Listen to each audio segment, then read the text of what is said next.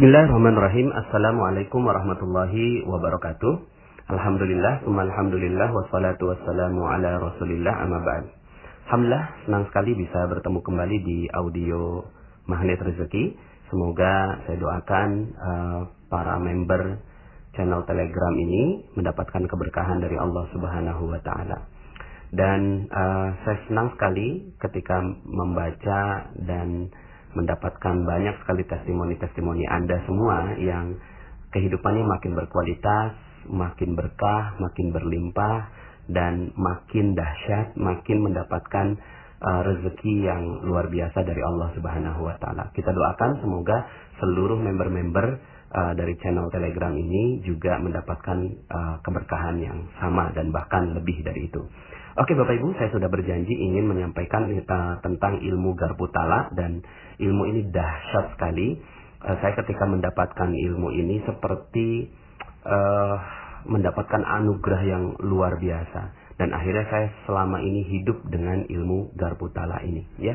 Oke Bapak Ibu, sebelum saya sampaikan tentang ilmu Garputala, saya ingin bercerita dulu, ya. Waktu itu ada seorang ibu yang BBM saya. Assalamualaikum Ustadz, saya udah nggak mau hidup lagi. Kaget saya mendapatkan BBM seperti itu. Belum pernah saya mendapatkan BBM yang seperti itu. Ya palingan SMS aja, mama tolong kirimin pulsa begitu ya. Kalau yang kayak gitu responnya gampang. Tapi kalau ada orang mau bunuh diri menghubungi saya, ya saya juga nggak ngerti apa yang ada dalam pikirannya sang ibu, ya. Ustadz, saya udah nggak mau hidup lagi. Akhirnya saya coba tanya balik, ibu ada apa, ya. Kemudian akhirnya sang ibu bercerita, iya Ustadz, saya punya anak laki-laki umur 1 tahun meninggal dunia, ya. Meninggal dunia mah biasa, tapi kenapa kok sang ibu ini udah sampai udah nggak mau hidup lagi? Ternyata meninggalnya dengan cara yang tragis Bapak Ibu, ya. Sang suami mundurin mobil, sang anak main di belakang, lalu kemudian akhirnya kelindes. 2 orang kakaknya melihat dengan mata kepala sendiri sang adik dilindas mobil oleh sang ayah. Berteriak kencang, lalu kemudian sang ibu yang ada di belakang mungkin lagi masak atau apa, kemudian keluar dengan tergopoh-gopoh dan melihat anaknya meninggal dunia. Lalu kemudian dia gedor-gedor gitu ya, pintu kacanya, baru kemudian sang ayah turun, ya. Akhirnya 4 orang hamba Allah melihat dengan mata kepala sendiri sebuah kejadian yang teramat dahsyat buat kehidupan mereka. Sampai akhirnya ya saya merasa wah pantas aja kalau mereka ini, kalau sang ibu ini selalu terhantui gitu ya, terhantui dengan pikirannya. Nah, kalau Anda mungkin sudah dengarkan materi saya tentang jeruk nipis, ini jeruk nipisnya udah bukan jeruk nipis lagi Bapak Ibu ya. Jeruk nipisnya udah mungkin ratusan puluhan gitu, tertetesi di seluruh tubuhnya. Ya, ketika membayangkan misalnya disebutkan nama anaknya saja, saya bisa bayangkan betapa traumatiknya luar biasa. Nah, pada saat itu saya juga kebingungan Bapak Ibu ya. Dan waktu itu posisinya sang ibu ada di sebuah kota yang jauh dari saya, ya. Kemudian saya ada di Depok gitu. Terus kalau seandainya itu orang ada di depan saya, mungkin saya bisa langsung nasihati secara live gitu ya. Tapi ini orangnya jauh, bagaimana caranya? Ya, nah disinilah korelasinya ilmu Garputala Bapak Ibu. Waktu itu kemudian saya bilang begini, ibu, kalau ibu percaya sama saya, tolong ibu ambil air wudhu gitu. Akhirnya alhamdulillah dia percaya sama saya, dia ambil air wudhu. Saya pun mengambil air wudhu juga gitu ya, untuk menyamakan energinya. Nah, jadi di sini korelasi ilmu Garputala ya. Nanti saya jelaskan tentang Garputala ya. Nah, kemudian Bapak Ibu, ternyata sang ibu ini respon. Waktu itu saya berpikirnya sederhana.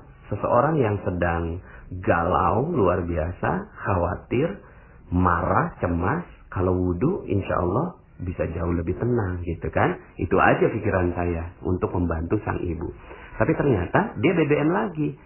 Alhamdulillah Ustaz, saya sudah wudhu. Sekarang apa yang harus saya lakukan gitu ya. Kemudian akhirnya saya bilang begini, ibu temannya wudhu, sholat deh, saya bilang gitu ya. Akhirnya dia sholat Bapak Ibu ya. Ternyata dia ajak suaminya. Dia sholat ya, sholat hajat, sholat duha gitu ya. Lalu kemudian setelah sholat, dia hubungi saya lagi. Alhamdulillah Ustaz, saya sudah sholat, sekarang ngapain begitu ya. Kemudian saya bilang begini, coba deh Bu, buka Al-Quran gitu. Sebenarnya saya juga nggak ngerti apa yang terjadi ya. Saya pernah diskusi gitu ya, katanya ini 30 tahun belum tentu sembuh nih gitu kan, karena depresinya luar biasa gitu ya. Ya saya apalah saya gitu ya, bukan siapa-siapa.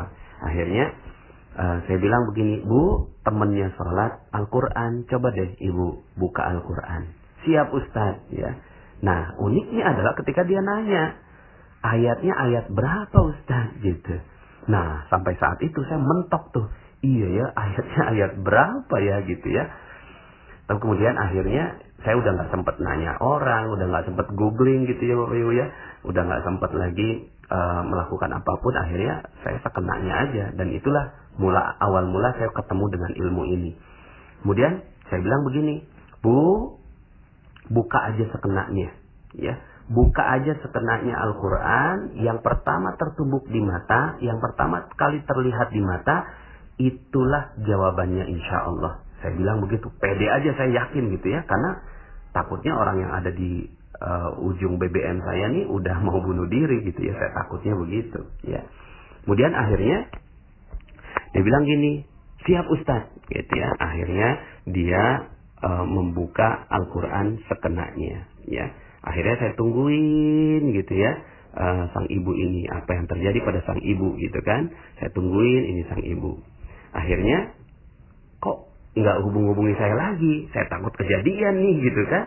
Akhirnya saya hubungi dia duluan gitu ya, Bu, gimana kabarnya gitu ya. Subhanallah Bapak Ibu, jawabannya luar biasa. Jawabannya begini, Alhamdulillah, terima kasih Pak Nas, terima kasih Ustadz atas tausiahnya, atas nasihatnya. Padahal saya belum ngasih nasihat apa-apa. Saya baru bilang kalau udah ketemu itu Al-Qurannya kita bahas sama-sama begitu ya. Tapi dia udah sembuh duluan gitu ya. Akhirnya dia datang ke rumah orang tuanya, datang ke rumah mertuanya, selesai, dan setahun berikutnya diganti lagi anak yang keempat dan laki-laki lagi gitu ya. Sembuh Bapak Ibu. Hanya dengan seperti itu dia sembuh. Luar biasa. Akhirnya yang saya coba tanyakan adalah, Bu, ya, itu ayatnya ayat berapa gitu. Itu yang bikin saya penasaran, kok bisa hanya dengan begitu itu dia bisa sembuh. Ternyata dia membuka 2 tempat, tapi yang saya ingat 1 Bapak Ibu, yaitu surat 18 ayat 4 ya. Bunyinya begini, wa yunziral ladzina qalu ittakhadallahu walada. Dan ayat ini turun untuk memperingatkan kepada orang yang berkata bahwa Allah mengambil seorang anak. Kaget dia ya ketika membaca ayat itu. Saya juga kaget luar biasa, merinding sekali. Kok bisa ngepas ayatnya? Kok bisa ngepas seperti apa yang ada di kepalanya dia? Ternyata di kepalanya dia tuh dia menuduh Allah, ya Allah, kenapa kau ambil anakku? Kenapa kau ambil yang laki-laki? Kenapa kau ambil dengan cara yang tragis? Kenapa kau ambil sekarang? Dan seterusnya. Di kepalanya dia menuduh bahwa Allah mengambil seorang anak, mengambil anaknya dia, gitu ya. Lalu kemudian yang lebih dahsyatnya adalah ayat berikutnya, malahum bihi min ilmin wala li abaihim kaburat kalimatan takhruju min afwahihim iyaquluna illa kadziba. Mereka sekali-kali tidak mempunyai pengetahuan tentang hal itu, begitu pula nenek moyang mereka. Alangkah jeleknya kata-kata yang keluar dari mulut mereka. Mereka tidak mengatakan sesuatu kecuali dusta. Masya Allah ya. Itu dia, saya bisa bayangkan Bapak Ibu ketika dia membaca ayat ini ya, Dia kan lagi nuduh Allah. Terus kemudian kata Allah, sungguh tak pantaslah, kurang lebih begitu ya, engkau menuduh aku seperti itu. Ini ya adalah sebuah kedustaan terhadap aku. Yang jawab bukan saya, tapi langsung Al-Quran gitu ya. Saya juga nggak nunjukin tempatnya, langsung Al-Quran yang tunjukkan ayatnya. Tapi ayat berikutnya lebih dahsyat lagi Bapak Ibu. Karena Allah bilang begini, فَلَعَلَّكَ بَاخِئٌ نَفْسَكَ عَلَىٰ آثَارِهِمْ إِلَّمْ يُؤْمِنُوا بِهَذَا الْحَدِيثِ أَسَفًا. Maka apakah barangkali kamu akan membunuh dirimu karena bersedih hati? Dia langsung kaget Bapak Ibu. Kok Allah tahu kalau saya ini mau bunuh diri begitu ya? Kalau saya ini perasaannya udah mau bunuh diri aja, udah nggak mau hidup aja di dunia gitu.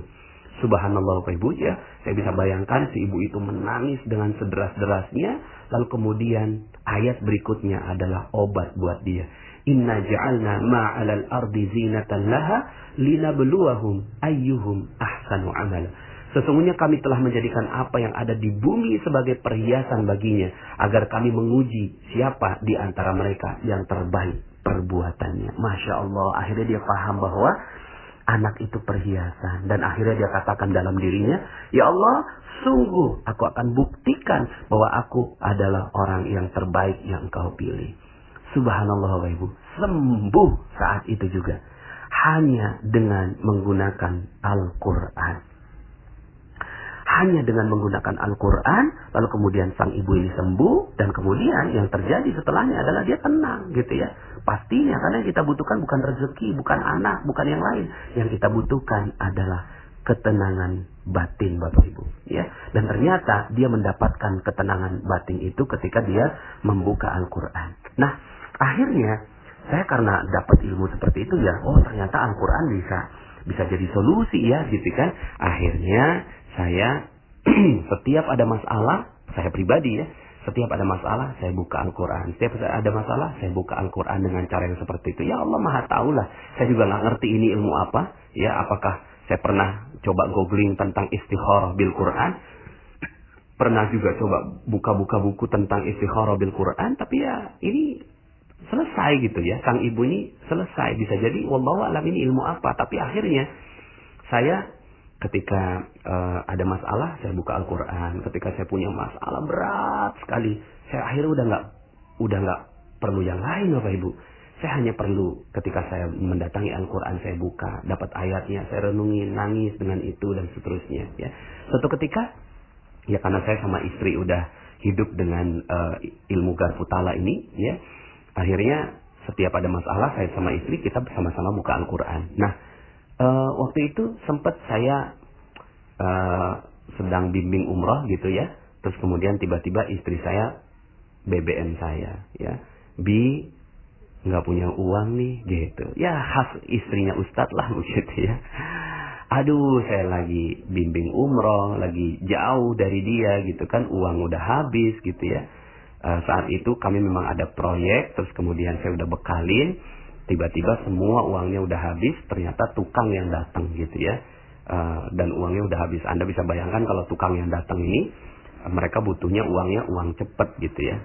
Nah, akhirnya Bapak Ibu, saat itu saya bilang begini, bentar ya Mi, aku tanya Allah dulu gitu ya.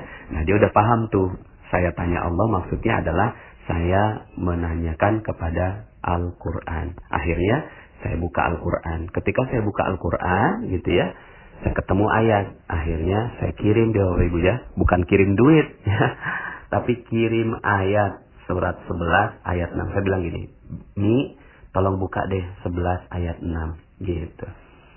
Dia bilang gini, ya udah Dewi, terima kasih. Selesai Bapak Ibu ya, nggak perlu kirim duit ya, cukup kirim ayat gitu ya. Cukup kirim ayat, selesai gitu ya. Dan ya alhamdulillah selesai. Dan saya waktu itu nggak pernah nanya-nanya. Ketika saya pulang dari umroh, ternyata emang udah nggak ada lagi masalahnya, dan dia nggak cerita. Baru setelah saya nulis buku ini, saya tanya, waktu itu ceritanya gimana? Ya ceritanya adalah setelah itu tiba-tiba aja ada konsumen yang bayar dan masuk uangnya di rekening gitu ya. Dan saat itu tepat sekali tukang-tukang akhirnya bisa terbayar semua tanpa bantuan saya Bapak Ibu. Langsung gitu ya, itu rezekinya datang. Nah, akhirnya gitu ya, saya kemana-mana saya ngomongin ke anak saya, nah Kalau kamu punya masalah nak, ke Al-Quran nak, ke Al-Quran nak, gitu kan? Al-Quran bisa jadi solusi buat kamu. Walaupun anak saya waktu itu masih umur 8 tahun sama 6 tahun ya, masih kecil sekali gitu ya. Saya bilang, udah pokoknya Al-Quran nak, Al-Quran nak. Anak saya yang kedua bilang, Bi, aku punya masalah. Anak kecil punya masalah, anak umur 6 tahun gitu kan. Masalah kamu apa nak? Iya Bi, setiap aku pelihara hewan, kenapa mati terus ya Bi ya? Oh gitu ya. Aduh, dalam hati saya, Masya Allah. Ya Allah, ini anak saya mau berinteraksi dengan Al-Quran. Tolong ya Allah. Coba gimana ya? Akhirnya, saya bilang ke dia, ya coba nak, buka Al-Quran. Pas dibuka, ternyata surat An-Nur ayat kurang lebih 40-an. Allah lah yang ciptakan hewan beragam bentuknya. Ada yang kakinya 4, ada yang kakinya 2, dan ada yang berjalan di atas perutnya. Dia bilang gini, ngepas banget ya Bi, gitu. Kelinci kakinya 4, kata dia gitu ya. Bebek kakinya 2. Terus kemudian ikan berjalan di atas perutnya. Dia udah ngerti Bapak Ibu. Ternyata Allah mengerti apa yang ada dalam jiwa anak saya umur 6 tahun. Masya Allah. Terhadap anak saja itu Allah juga peduli. Kakak yang angkat tangan, Bi, aku juga punya masalah. Hah? Masalah apa kamu nak? Iya Bi, setiap minjemin barang ke temen, kok kenapa nggak balik Bi, gitu kan? Ya nggak balik tuh, gitu ya. Terus kemudian saya bilang sama dia, terus kata Umi apa? Kata Umi suruh rebut balik Bi, gitu. Oh gitu ya. Oke, coba deh kita buka apa yang Allah mau di dalam Al-Quran. Pas dibuka, ternyata ayatnya, idza asabathum musibah qalu inna lillahi wa inna ilaihi rajiun. Kalau kamu dapat musibah, katakan semua juga punya Allah dan akan kembali kepada Allah, gitu ya. Dia nanya, maksudnya apa Bi? Kayaknya maksudnya diikhlasin aja nak, gitu kan? Karena kan itu barang-barang kamu, ya, pensil kamu, penggaris, ya, dan seterusnya itu punya Allah, akan kembali kepada Allah. Jadi gimana? Mau pakai sarannya Umi, apa sarannya Allah untuk mengikhlaskan? Sarannya Allah dong, selesai. Nah, subhanallah Bapak Ibu, ya. Akhirnya saya selalu menggunakan ilmu garpu tala ini Bapak Ibu. Setiap ada masalah yang berat yang saya nggak tahu jawabannya, Masya Allah, akhirnya saya datang kepada sumber. Nah, saya sekarang mau jelaskan tentang ilmiahnya Bapak Ibu. Akhirnya saya coba mengilmiahkan apa sih sebenarnya ilmu ini, gitu kan? Apa sih sebenarnya ilmu ini? Ternyata Bapak Ibu, mungkin kalau Anda masih ada yang pernah ingat ada percobaan garpu tala ya Bapak Ibu ya. Jadi ada 2 garpu. Ya, garpunya garpu percobaan ya, bukan garpu makan. Garpu percobaan di sebuah lab ya, ada garpu A, garpu B dihadap-hadapkan, lalu kemudian garpu A ini diberikan getaran ya, ting gitu ya. Tiba-tiba garpu yang B yang ada di depannya juga ikut bergetar, padahal mereka tidak berhubungan satu sama lain. Ding, jadi sama-sama bergetar. Si A bergetar, tiba-tiba garpu tala B juga bergetar. Nah, Bapak Ibu, untuk mendapatkan ketenangan batin yang saya sampaikan, rasanya kita udah nggak bisa sendirian Bapak Ibu. Kita udah nggak bisa sendirian ya. Kita ini terkadang gitu ya, hilang getaran kebaikan dalam diri kita. Ketika kita sudah menghadapi masalah yang sangat teramat berat, yang kita udah nggak tahu mau mengadu kemana ya. Yang sering terjadi adalah ya, kita akhirnya menyendiri, kemudian keluar dari masyarakat, lalu kemudian akhirnya murung dan seterusnya. Akhirnya hilang getaran di dalam jiwa kita. Maka Bapak Ibu, pada saat itu ternyata Allah sudah titipkan sebuah getaran yang luar biasa, yang namanya Al-Quran. Nah, sayangnya Al-Quran ini selama ini kita nggak pernah pakai sebagai satu tools buat kita untuk mendapatkan ketenangan batin gitu ya. Yang kita pakai gitu ya, itu alat-alat yang lain. Padahal, Masya Allah, kalau kita tahu tentang ilmu ini, akhirnya kita udah nggak butuh yang lain, kita hanya butuh Al-Quran ya. Makanya Allah sebutkan di dalam Al-Quran juga, wa kadzalika anzalna ruhum min amrina. Dan demikianlah ya, kami turunkan ruh dari sisi kami. Ruh ini kan energi ya Bapak Ibu ya. Maka energi ini merambat. Nah yang terjadi pada sang ibu, kalau dalam buku saya itu saya sebutnya nama samaran Ibu Tika ya. Yang terjadi pada Ibu Tika ini adalah dia mengalami getaran yang tidak baik di dalam dirinya ya. Mau pakai positive thinking, mau pakai jeruk nipis, udah nggak kepake sama dia Bapak Ibu. Udah nggak pakai, pikirannya tuh udah tertutupi dengan berbagai macam ya kekalutan yang ada di dalam dirinya. Maka pada saat itu yang dibutuhkan adalah garpu talak Bapak Ibu. Getaran yang kuat dari sumber yang lain. Getaran yang kuat dari sumber yang lain. Yang membuat akhirnya kita kembali pada kemanusiaan kita. Makanya Allah turunkan Al-Quran untuk menjadi getaran batin buat kita. Ya, maka akhirnya setelah saya tahu ilmu ini, wah, saya akhirnya hidup dengan ini Bapak Ibu. Ya, dan mudah-mudahan Bapak Ibu juga bisa hidup dengan ini. Akhirnya kita udah nggak butuh lagi misalnya kita punya masalah curhat sama temen, ya, mending masalahnya selesai malah tambah lagi jadinya malah gosip dan seterusnya ya, rahasia kita terbongkar dan seterusnya ya. Terus kemudian kita punya masalah, kita mau pinjam uang ke teman, terus kemudian kita telepon teman itu, ternyata malah dia mau minjem uang sama kita gitu ya. Kebetulan nih kamu telepon, saya pas banget saya mau minjem uang sama kamu, ya sama-sama orang yang mau minjem uang gitu kan, dan seterusnya. Nah jadi Bapak Ibu, akhirnya ketika Anda sudah memahami ilmu garpu tala ini ya, akhirnya kita udah nggak butuh yang lain. Yang kita butuhkan adalah getaran yang amat kuat dari alam semesta yang Allah titipkan, yaitu Al-Quran untuk menjadi kekuatan batin buat kita. Maka Bapak Ibu, kalau Anda perhatikan materi-materi saya akhirnya kita udah nggak butuh rezekinya kan, gitu ya. Dalam materi taman dan kupu-kupu saya sampaikan bahwa kita udah nggak butuh kupu-kupu, tapi kita butuh tamannya. Taman itu apa? Taman itu adalah batin yang tenang, batin yang sempurna, batin yang penuh dengan kedamaian dan kebahagiaan, gitu ya. Itu kan kunci dari materi saya, mulai dari jeruk nipis, cicak jerapah dan seterusnya. Sehingga akhirnya kejar ini, ya, kejar ketenangan batin ini, ya. Tapi kita nggak bisa sendirian dalam menghadapi kehidupan kita. Maka Allah tahu itu. Makanya Allah titipkan Al-Quran untuk kita. Gitu ya. Titipkan Al-Quran. Nah, Anda mungkin bisa coba Bapak Ibu. Ya. Anda bisa coba cara ini. Ya. Silahkan Anda coba. Dan pengen sekali saya mendapatkan testimoni-testimoni tentang ilmu garpu tala ini dari Anda. Gitu ya. Coba begini Bapak Ibu ya. Seperti cara Ibu Tika tadi. Ketika Anda punya masalah, coba ambil air wudhu. Lalu kemudian tambahkan lagi dengan sholat. Lalu kemudian coba Anda buka Al-Quran sekenanya Bapak Ibu. Apa yang ada dalam pikiran Anda, ya Allah, saya punya masalah berat ini. Tolong titipkan satu saja ayat ya Allah. Satu saja ayat ya Allah untuk menjadi hiburan untuk saya. Begitu. Anda bicaranya begitu di dalam jiwa Anda, ya, dalam pikiran Anda, dalam jiwa Anda sampaikan itu kepada Allah. Ya Allah, saya punya masalah yang sedemikiannya, ya. Mungkin Anda punya masalah apa dan seterusnya. Adukan langsung sama Allah. Mungkin nggak punya uang saat ini, ya coba ngomong sama Allah. Lalu kemudian coba, ya, di atas sejadah Anda, ya.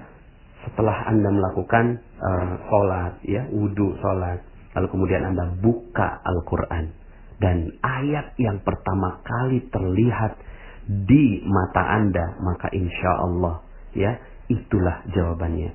Ya, jadi caranya Anda pakai Al-Quran yang nggak ada artinya ya Bapak Ibu ya. Jadi Al-Qurannya Al-Quran yang murni, nggak ada terjemahan gitu ya. Jadi Anda bisa pakai itu. Lalu kemudian setelah Anda dapetin ayatnya, baru kemudian Anda lihat artinya. Nah, ketika lihat artinya ini, Anda coba renung-renungin gitu ya. Maksudnya Allah apa ya? Dan yakin 100%, 1000% bahwa ayat itu jawaban buat Anda. Mungkin awalnya nggak nyambung gitu ya. Mungkin awalnya nggak nyambung, tapi kemudian Anda pikir-pikir, oh iya, maksudnya ini gitu ya. Nah, jadi saya senang sekali kalau seandainya Anda mau mencoba ilmu garpu tala ini. Ketika Anda punya masalah yang berat, yang Anda nggak bisa mengadukan kepada orang lain, cobalah langsung pakai ilmu garpu tala ini. Buka Al-Quran, lalu kemudian ayat yang pertama kali terlihat di mata, bisa sebelah kiri, sebelah kanan, atas, bawah, mulai dari pikiran Anda sebelum buka, seperti itu ya. Wallahualam, saya nggak ngerti ini ilmu apa, coba aja gitu ya. Dan dalilnya apa, nggak ngerti ya. Saya pernah dapetin dalil, ada Abu Bakar Siddiq radhiyallahu anhu mengatakan, seandainya aku kehilangan tali pecut untaku, maka aku akan menemukannya di dalam Al-Quran. Itu salah satu yang saya dapatkan kalimat dari Abu Bakar Siddiq ya. Juga ketika Umar bin Khattab radhiyallahu an tidak terima dengan kematian Rasulullah sallallahu alaihi wasallam ya, lalu kemudian Abu Bakar menyebutkan sebuah ayat, wa ma Muhammadun illa rasul qad khalat min qablihi rusul, lalu kemudian akhirnya dan tidaklah Nabi Muhammad SAW itu adalah kecuali Rasul, telah berlalu di antara kalian Rasul, afa imma ta'akutilan qalabtum ala aqabikum fatanqalibu khasirin. Apakah kalau seandainya Nabi itu meninggal dunia, lalu kemudian engkau kembali kepada kezaliman, kejahiliahan, kekafiran kamu dan seterusnya. Nah akhirnya kata Umar bin Khattab radhiyallahu anhu, seakan-akan saya baru mendapatkan ayat itu. Nah, kurang lebihnya seperti itulah. Kita bukan kayak para hafiz Quran yang hafal Al-Quran di luar kepala gitu ya. Ya kita nih siapalah gitu ya. Saya juga bukan siapa-siapa, nggak ngerti apa-apa ya, cobalah. Kayaknya kayak ilmu ngecak gitu ya. Ngebuka Al-Quran gitu. Tapi ya bismillah, coba aja gitu kan. Saya juga nggak ngerti ini apa ya. Mungkin nanti ada sebagian dari teman-teman dari yang mendengarkan audio saya yang bisa memberikan input kepada saya itu ilmu apa. Tapi sekarang ini saya pribadi hidup dengan ilmu garpu tala.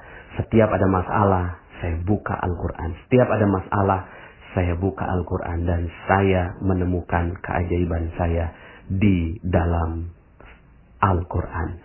Sebuah energi garpu tala yang Allah Subhanahu wa Ta'ala titipkan di muka bumi.